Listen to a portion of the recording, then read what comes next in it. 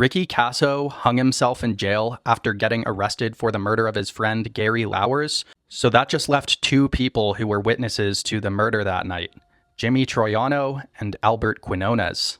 Albert was offered immunity in exchange for his testimony, and Jimmy Troiano was left as the only person on trial for murder. Everyone thought that this was going to be an open and shut case, but they were wrong. Jimmy got this famous lawyer named Eric Nyberg, who had a trick up his sleeve that no one was expecting. Albert said that Jimmy had held Gary down while Ricky was stabbing him, and the autopsy evidence was consistent with that. But Jimmy's lawyer absolutely destroyed Albert's credibility in court by pointing out that he had admitted to taking at least 10 hits of LSD that night. The bombshell moment was when Mr. Nyberg brought up something that Albert had said about seeing a lion in the woods that night. While Albert was on the stand, Nyberg said, "Did you hear there was a circus in town and a lion had escaped?" And Albert was like, "No way, so you're saying the lion was actually there?"